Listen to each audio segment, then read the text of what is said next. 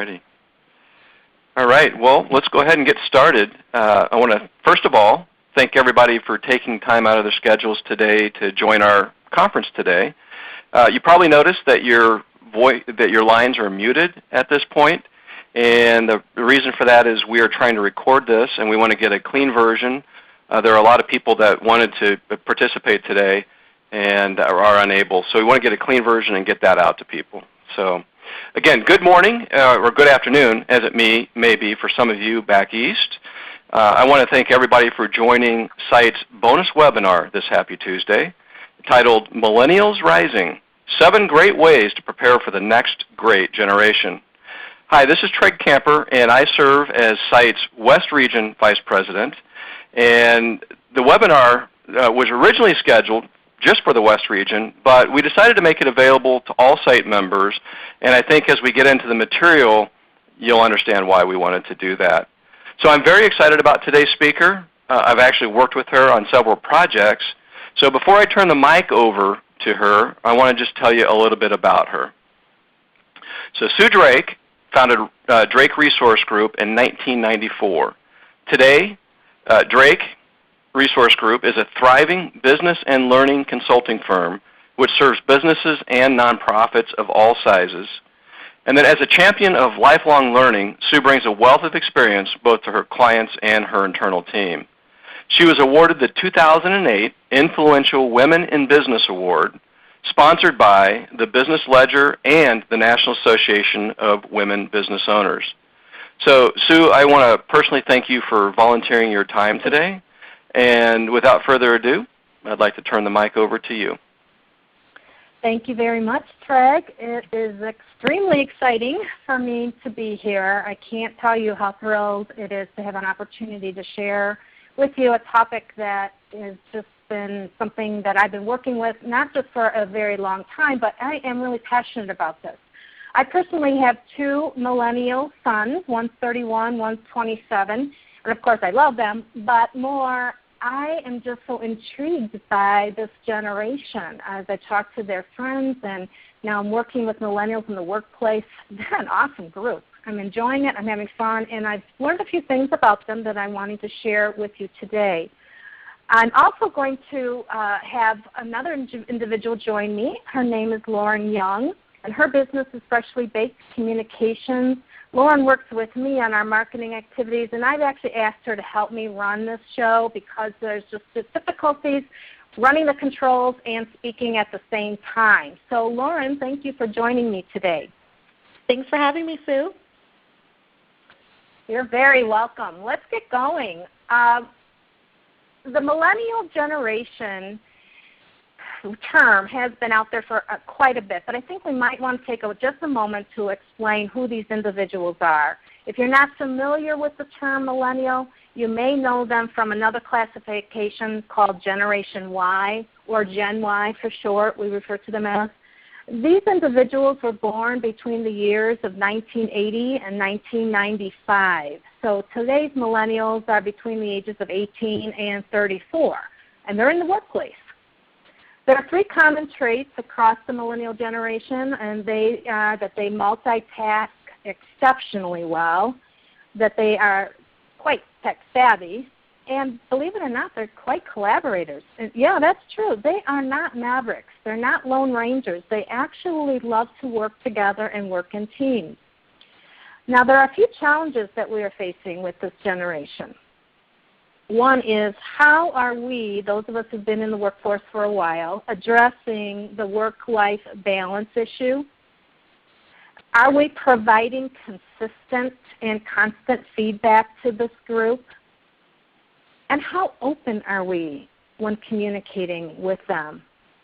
We need to face these challenges head-on if we are going to work effectively with this audience group. And we're going to focus on these items today.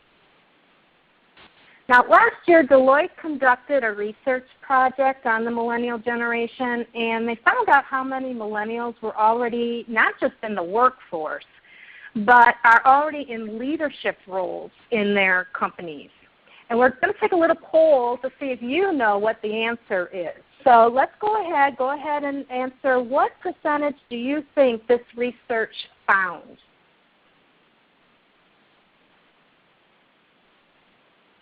I'm watching the polling answers coming in, and we're kind of focused in the middle, 25%, 35%. A few people said 10. Let's keep going. Let's see if everybody can join in. Lauren, why don't you let me know when you see that the last person has voted? All right. Looks like we're up to, we have about 5 more people. Okay. Maybe joining on. But it looks like the answer is pretty overwhelming, anywhere between 20 and 35%. Okay. For this. Want to give the answer, Sue? Absolutely. The correct answer is D, 50%. That's right. Are you surprised by this number? I was. Let's just put it that way. Even though I work with millennials, and I have 2 millennial sons, and Lauren is a millennial who's helping me, I was quite surprised to find out that half of the millennial generation are already in leadership roles. So this information, not just the previous slide details about their characteristics and so forth, but not just this volume of people, but it really is setting the stage and creating a sense of urgency that we need to not only give these folks the roles that they're available to step into, we need to prepare them. And I don't think we're doing really a great job at that quite yet. And so I think what we're going to do is learn some ways to do so. Why are there so many millennials taking on leadership roles early in their careers? I think it actually is pretty clear how this has happened. We all know that the boomers are retiring at a very, very fast pace. These young people have grown up in an economy also when their parents and older peers have gone through this massive recession that, to be truthful, some of us are still encountering. And a lot of folks have been laid off. They've seen rapid growth in new internet companies. They've seen struggles that larger organizations have faced. So they see it. They know what's going on, and they know that they're going to be asked to step up pretty quickly. So if we're going to motivate these young leaders, we have to give them the opportunities. We can't be nervous and scared about it. We have to just jump in and do it. We have to give them opportunities to build, innovate, and create. Now, the first place to start is to work on overcoming communication barriers. And let's face it, they're there. They're there between millennials and other generations in the workplace. Well, that's not a new challenge. We've always had communication barriers between any generation. So what are the unique ones, though, that we need to be considering for the millennials? This is going to bring me to what I'm calling a test the waters segment. For the next 20 to 25 minutes, I'm going to be taking you through a sample of some learning scenarios. And these are things that any organization that is looking to gain a greater understanding of their millennial workforce may want to consider if they're attracting, retaining, or considering promoting them to higher levels in the organization. You know what? I have a feeling these scenarios just might be something that is real life and out there. And bottom line, communication is so important to understanding others. We know that I think we better focus on the communication barriers with this organization and this generation right now. To understand a millennial, you have to think like a millennial. So we're engaging a simulation called What's the Scenario? And I'm going to take you through 4 of them. I'm going to read an example of a real-life situation that just may happen in the workplace between a millennial and someone of another generation. Now, those generations are the traditionalists, those who were born prior to 1946, baby boomers, which I'm one. I'm going to admit that right offhand, born between 46 and 64, and the Gen X group, who were born between 1965 and 1979. So let's go through a few of these scenes, and I'm also going to ask you what you would do if you were in that situation. Here's our first scenario. We have a young millennial employee named Taylor. He has a baby boomer manager named John, and they're both interacting in a gym. Taylor sees this informal meeting as a chance to talk about his volunteer work as the president of a new running club in town, which is demanding a lot of his time. To accommodate this interest, he'd like his work schedule to be based on deadlines for projects rather than the 8 to 5 basis. First, put yourself in John's shoes, the boomer shoes. I'd like you to use the chat feature. How would you respond if you were John? Sue, this may also be a great time to break in with a quick question that we have from Craig. Craig, okay. I wanted to know more about the leadership role from the poll. So he wanted to know what technically defines a leadership role that the millennials, 50% of millennials are now into now. It could be as simple as a team leader. It doesn't have to be a major position. But when they are trying to lead and guide someone else, not just themselves. So I think that's an excellent question. Let's just state it as simple as that. And as they gain experience, then their leadership responsibilities obviously will grow and expand. But thank you, Craig, for asking that so we can clarify. All right, it looks like we have some responses coming in from the perspective of the boomer manager, John. Mm-hmm. Let's start with Frank. Frank wants to know, how does his volunteer work connect with his job and organization? Frank, can I answer that question in just a little bit? It's a great question, and I am going to answer that. Just hang on a moment. Okay. We'll move on to Susan. She says that he should respond, can you set up a meeting with me? What do you think of that, Sue? Well, there's really no right or wrong answer, by the way. We're coming at it from our own generational perspective, so I'm not necessarily going to state yes or no, great or not great. I just really want to hear what your thoughts are from your perspective, from your generational perspective. So Susan says it would be helpful to set up another meeting. I think that's a great response. What about others? All right. Looks like Isaac is saying that he'd be a little apprehensive since it's a formal request in an informal environment. And as a boomer, he'd want more of a business case to justify it in terms of showing the benefits and the potential drawbacks to being on an 8 to 5 basis. All right. Any other thoughts? You've got to be kidding me. Okay, we have a sense of humor out there. That's fine. No problem. Eric is saying, sorry, we need to maintain structure in the workplace. Having common hours means that people can communicate better and build better morale. Okay. Another one. A couple of others. Craig is saying he'd like to accommodate the request as long as you're not reducing your effectiveness as an employee and jeopardizing the quality of your work. I think that's important too. Mm-hmm. Nelson's all for it. He says as long as project deadlines are met, no problem. Awesome, Nelson. Good for you. Nelson, I'll work for you. Yeah, right. Craig is saying if you have extra time, I'll give you more work. Yes, I've heard that. Oh, uh-huh. So we have a lot of responses coming in. Yeah. Any others that you see that you're interested in featuring, Sue?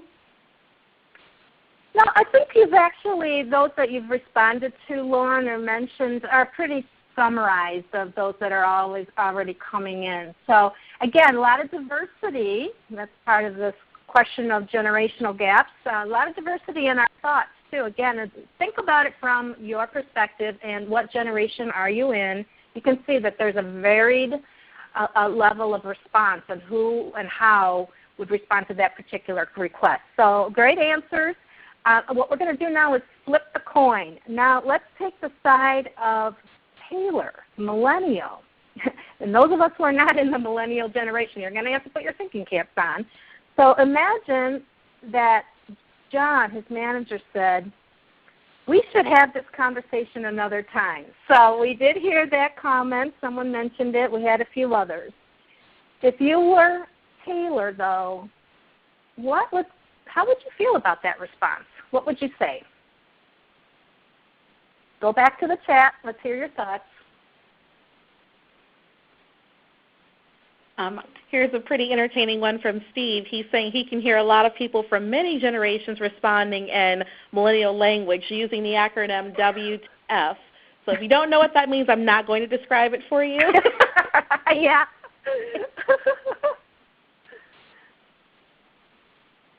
Okay. So it looks like as Isaac, very quick to respond, he sees no reason to make this any more formal. We're here. My work will not suffer. I already know that I can support all that's needed. He doesn't understand the pushback. Very good. All right. Chris is saying the man is putting me off. As well as Jenny. She says the same thing. She feels that she would be being put off as well. We got a comment that says, this guy is inflexible, he's old, he's stuck in his mindset. Okay, we've got some thoughtful comments coming in. Pretty good. Right. Taylor's probably thinking that John is making a big deal over something he thinks is a no-brainer. You know, that's an excellent point, isn't it, about our assumptions, things that we assume others might just accept as, what's the big deal? But it is a big deal, and it is a big deal to certain organizational cultures and certain people. So, yeah, we are talking about diverse communication. This is excellent. Excellent comments, people. Very, very nice. I know you are there to exercise, so I understand your desire to discuss in a more formal setting. So he's not saying yes and he's not saying no. Now that is a really accepting comment from Taylor, that he didn't judge it. He's understanding where John is coming from. Oh, maybe I shouldn't have brought it up in this context. So, you know, I think that was very wise of Taylor to just give John a sense of understanding where he's coming from too, not trying to defend himself. Very good. All of you just have got a great opportunity to just, again, put yourself in somebody else's shoes. Now, just rhetorically here, I want to ask a question. Did you think that Taylor was bold to ask such a question to his manager? Or could this just be a shift in the way business is working these days? And let me say that more and more millennials are seeking a work-life balance. And that was to answer the question from before. Unlike many other generations before them, their work is not their life. And also, some of you may not have believed that a millennial would be happy being pushed off until later to discuss his request. And you're right. It's because millennials are all about instant gratification. Yeah, we've heard that before, haven't we? And we are going to touch on that again. So stay tuned. These are excellent comments.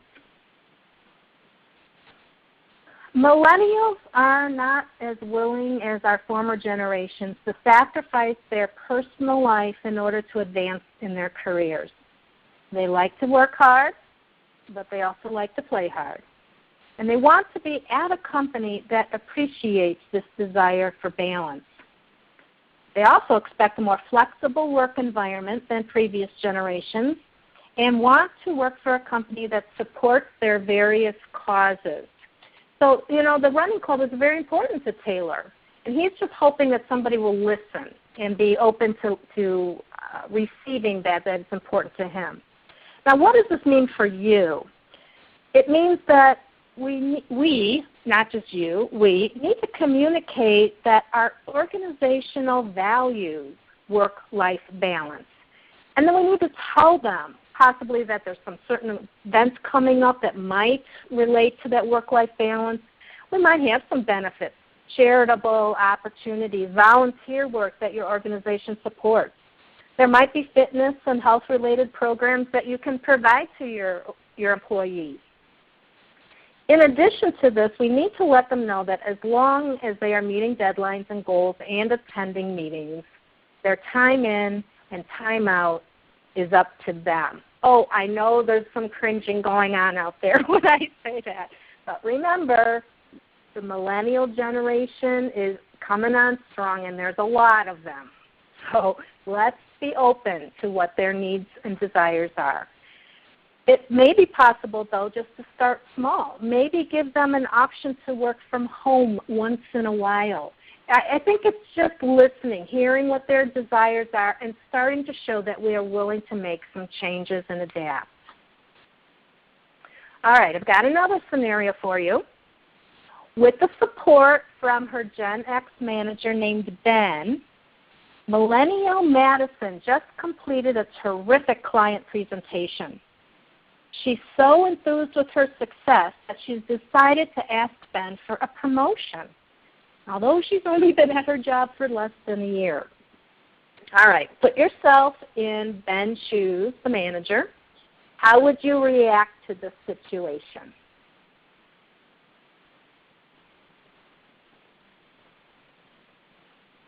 Go ahead and start typing in. Not so fast. What else are you seeing, Lauren? I'm just thinking of this from my perspective. I've had colleagues who are millennials as well, and I've seen them do this, and I kind of step back a little bit because I think that may be a little fast. But, I know this is a hypothetical scenario here, but you have to consider what else has she contributed to the company as well. Maybe it's a very fast-growing company. Maybe they are hiring rapidly and they need to promote somebody to come in and train all of the new people, and she may be great for that. But just from the information here, I'm not so certain that that would be a good move either. Mm-hmm. All right, looks like we have a lot of responses coming in. I'm going to scroll back. This might have touched a nerve. Vonda says, I would let her know that she did a great job, and if she continues on this track, I can see her being promoted in the near future. Matt says, great job. However, this is not grounds for promotion. Let's look at it after you have a few more successes. I've heard that before. Let's see. Susan says, I'd like to see some consistent performance in this area, and that I would like to hear about it again. So once again, not a no, but a not right now. One success does not a career make. Success is a pattern of behavior, but not a single behavior. More success may be needed. That was Craig. Okay. Right.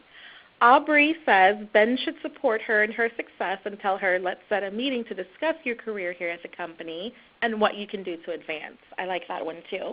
Yeah, Aubrey, very good point in that it's just not a statement right now to answer the situation, but giving the opportunity a chance to come back when both parties may have a little more time to think about it and then have a true discussion and conversation. So good point about let's make an appointment to come back and talk about it again.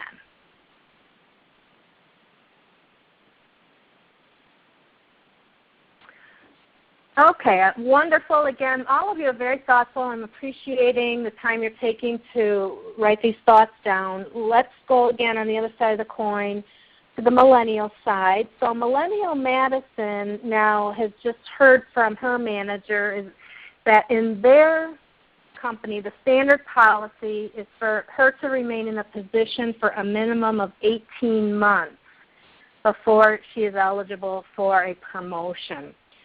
So if we put ourselves in Madison's shoes, how might we hear that? What would our interactions or reactions be if we received that thought, that comment?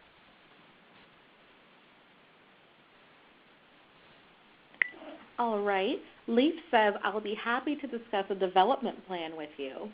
I like that one too. Frank says, body of work, take a look at what I've done. That should speak for itself, right?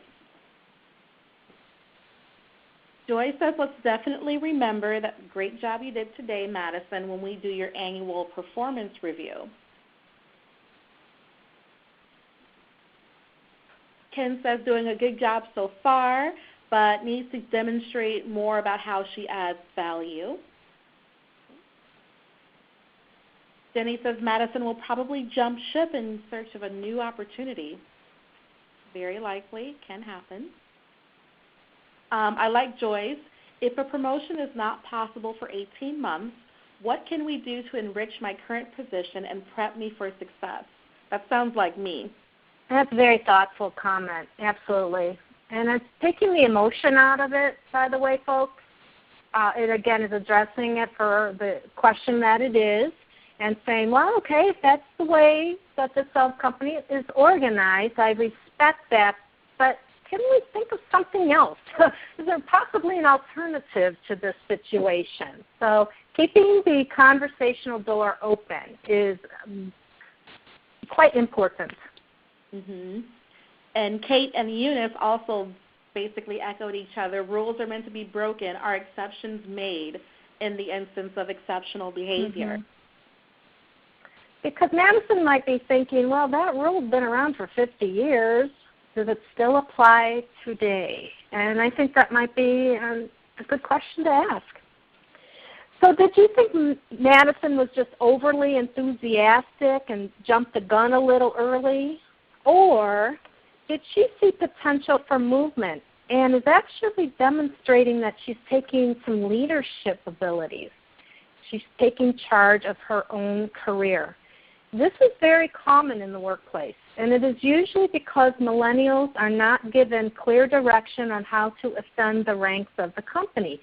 So you know what? They don't know if they should ask. They don't know if they should step back, but I'll tell you, their internal momentum is probably going to be to ask, and it might cause a little bit of uncomfortability because we're not used to people being so direct. They're not used to following unwritten rules or these norms that have been built up over time that we might be familiar with. So the best option in this particular scenario is to show them the path. Millennials want to know that they will have the opportunity to advance and develop their careers within the company that they choose to join. Did you catch that, by the way, that they choose to join? What does this mean for you? Well, during the recruiting process, please be sure to tell them about the opportunities that they will have to move up the ranks. They kind of just want to know, is there a possibility that I can do something more than what I'm being hired to do right now? If possible, I suggest implementing a program that allows them maybe to even rotate through different divisions of the organization. You hear that sometimes about upper management opportunities, but what about those who are just embarking in leadership? Still giving them a variety of things, a taste test. See how other areas of the organization work. It might help them better understand the organization. It'll also make a major difference in finding the best fit for them. So we're going to chat a little bit now between training and mentorship because both are part of the solution. Training is essential to ensuring someone does their job well. However, mentorship makes sure that they can work within a company culture. Not sure how well we do that in an onboarding process. How well are we talking about those unwritten norms that are occurring within the organization? Millennials may not be the majority of most Fortune 500 companies right now, but it's not far off. In the meantime, most executives are thinking millennials are just going to have to play well with others, when really that's not the case.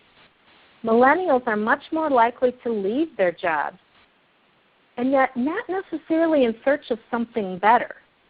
They're going to leave to start their own companies, and potentially they could become your competitor.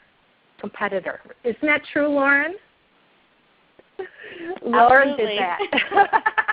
Actually, I did that as well, but let's say I did it 30 years ago. Lauren, when did you leave your company to start your own? In 2008.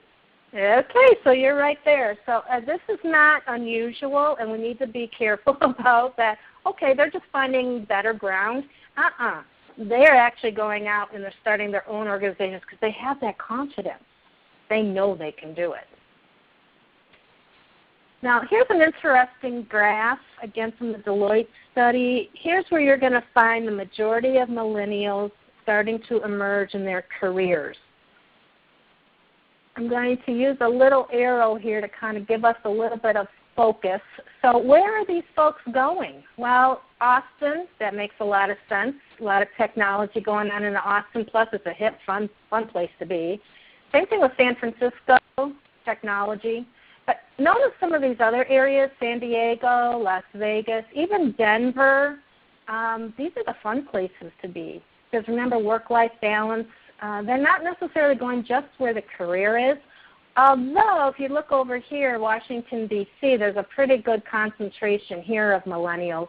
And from a personal perspective, my older son's college classmate became a lobbyist for the state of Minnesota.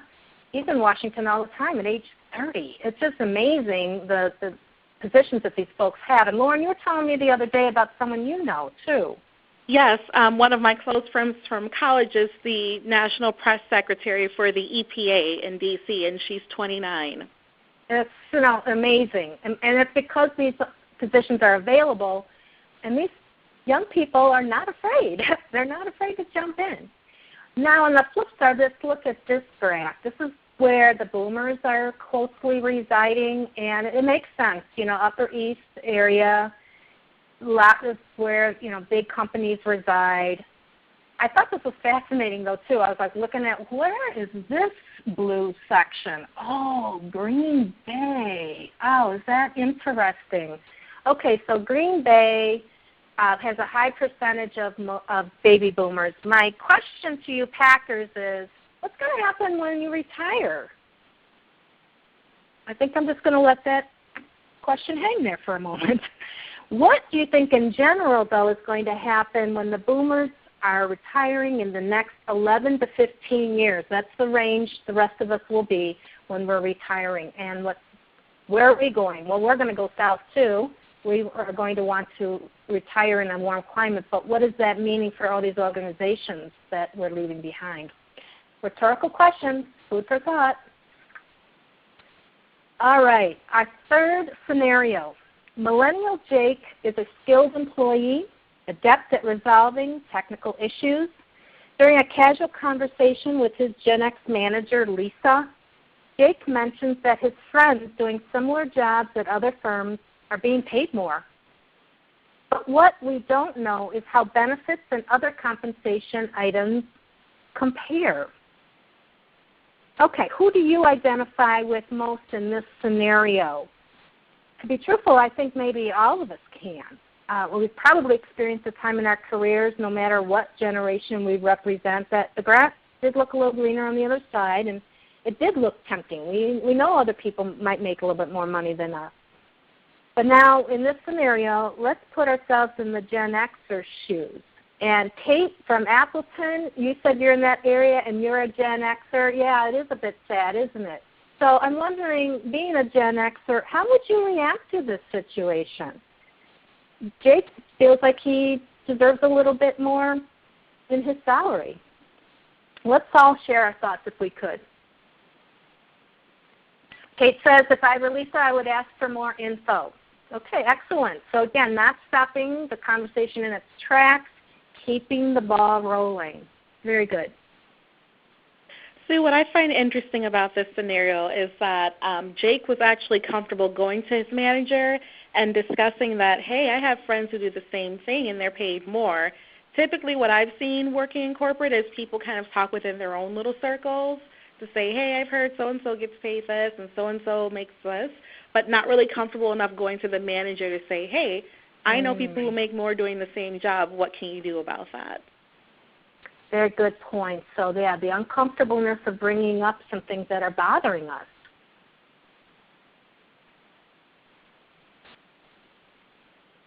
Okay. What other comments are you seeing, Lauren? All right. I'm scrolling back because they're coming in quickly. Susan says, let's sit down together and talk about your total benefits package. Very good. Yep. Craig says, Jake does not likely care as much about benefits as his salary, as he's trying to pay his debt from college. Benefits will impact him more later in life. Good point. See that? And that, yeah, the college loan debt that these students are starting with when they're first out getting a job is amazing. Joy brings up a really good point. She says, have you done a thorough market survey about your type of role? I typically check things out periodically and compare the entire compensation packages out there. It's a good process. You know, and that is actually a great strategy question to ask the millennials so that they start thinking again for their own careers. What other research have you done besides your own little network? It hasn't told him that he's off the mark, but it's given him a suggestion on how to provide some credibility to what he's thinking is reality. So good point, Joy. I like that. Cheryl mentions, however, Gen Ys like to, scrolling away, Gen Ys like to move from job to job, so the total compensation through benefits may not be important to them. Yep, preferences. You're right. For sure. And then Jenny says it goes back to making sure the millennial knows exactly what to expect when it comes to benefits. Our company shows that, exactly salary cost and benefit costs, as many don't realize how much the benefits are worth. You know, most people in general don't realize it, and I'm just going to throw out a number from what I remembered long ago when I did a little research on this, but many times benefits all tallied up make about 33%, about a third more than what you're making. People don't realize the value of all those benefits. So maybe spending a little bit of time walking through not just what the benefit is, but what is the value of that benefit. I don't think that is as obvious as many people think it might be in the HR area. Sitting down with someone and spreading that out could make a huge difference in just painting the reality picture. So excellent point. Very, very good. Okay, let's flip side again. Let's take the millennial role with Jake. Imagine that Lisa said, we don't have any space in the budget right now for salary raises. If you were he, how would that fit? What would you respond back? Or maybe not. Maybe you just sit there and stare at Lisa for a little bit in disbelief. I'd like to hear your thoughts on it.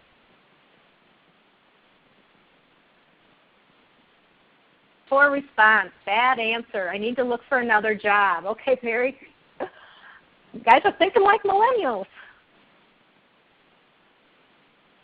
My opportunity here is limited. May need to look elsewhere. Kate says, if I were Jake, I would feel capped out at this place already. Okay. Hannah says the manager didn't even take the time to look into it. Very disappointing. I appreciate you are seeing the reactions and the missed opportunities, let's say, that Lisa had in this particular situation, in this scenario. Now, do you think Jake could, after hearing a comment like that from Lisa, go back to his desk and on his lunch break start browsing Career Builder and the LinkedIn job ads? I think you mentioned that that's possible, and I think you're right. But here's another way he might be thinking about it. He might have just been putting feelers out to see if Lisa had something planned for him based on his great work.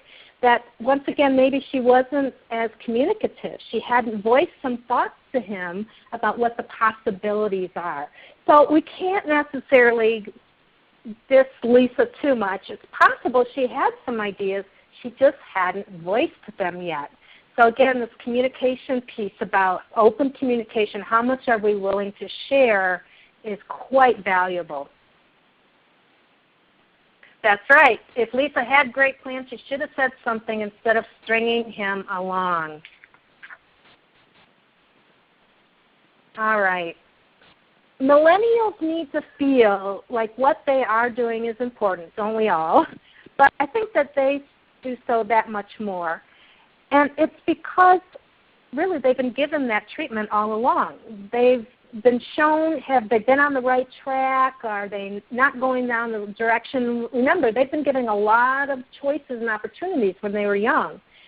It does sound like they may be a little needy, but these millennials grew up with constant praise, constant opportunities from their baby boomer parents. So it's what they know.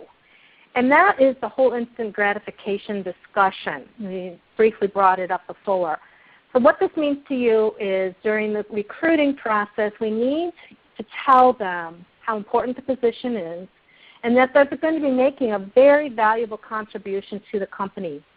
But once hired, we can't forget to recognize their accomplishments publicly. That needs to be an ongoing opportunity. So what we're going to do now is move a little bit further along and get into yet something else about the millennial that has been discussed in time.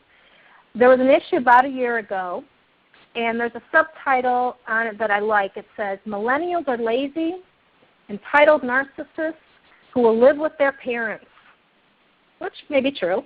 But then it wraps up with, "and why they'll save us all."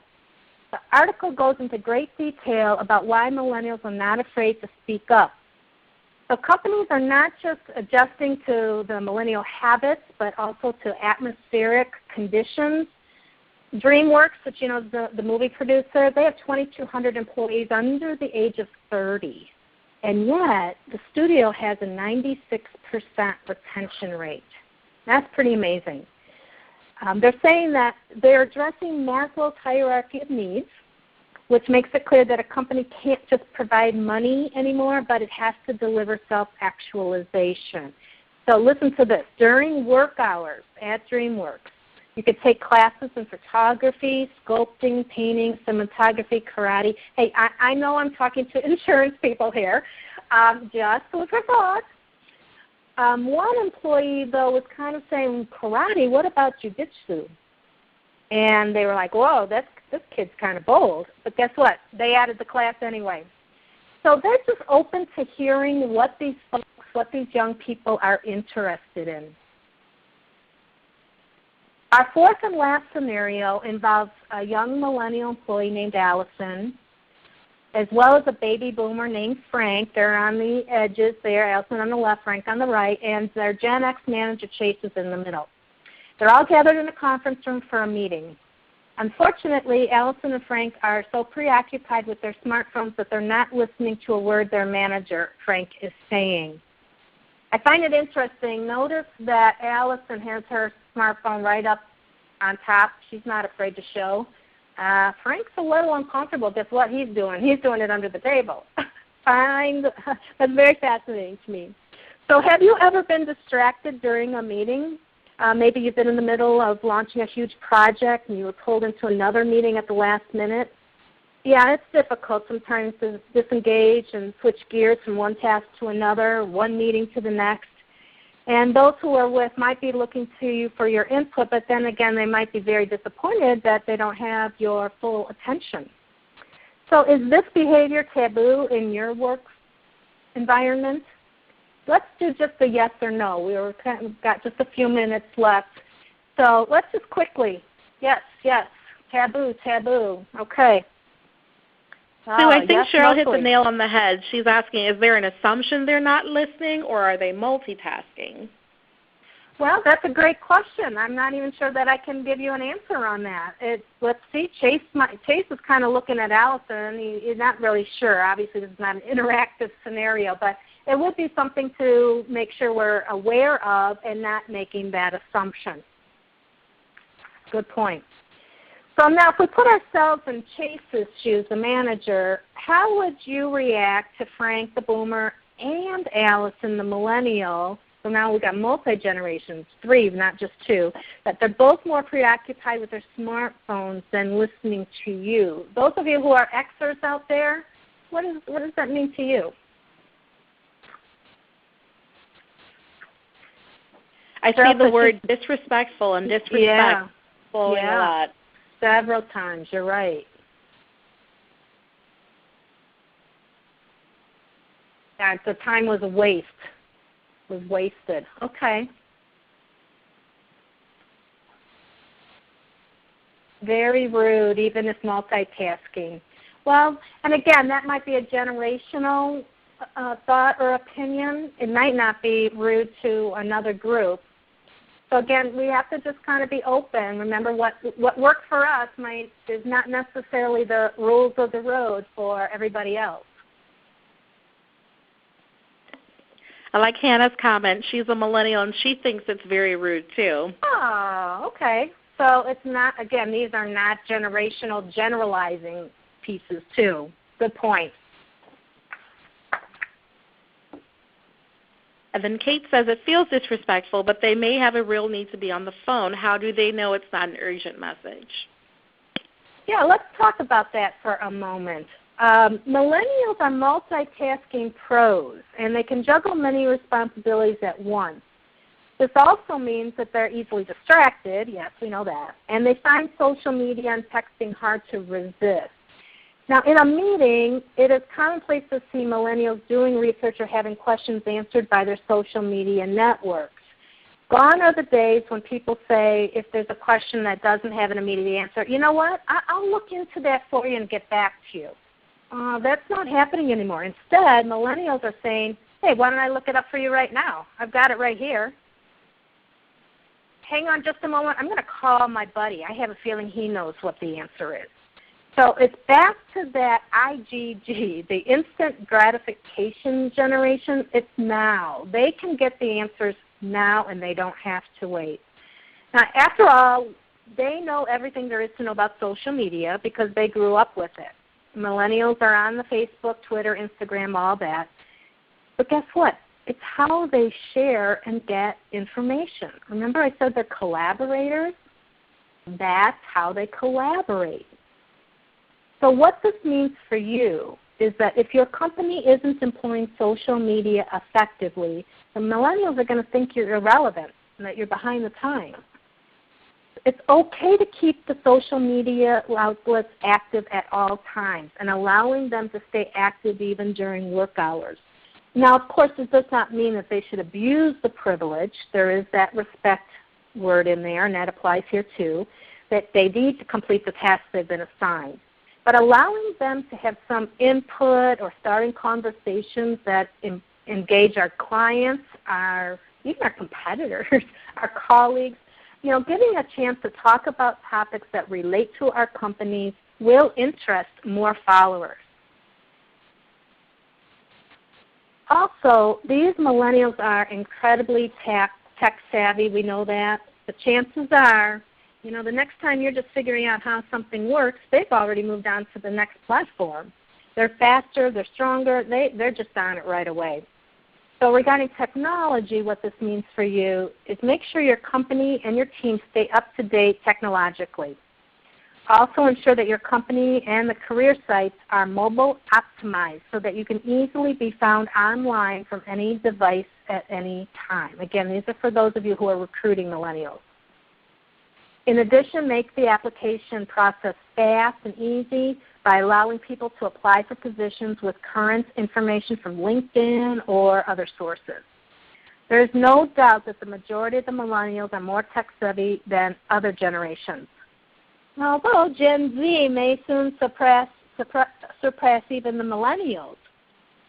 This is the generation that is currently in junior high and high school. And when they complete college, if your company culture has not changed, you are definitely going to be in trouble.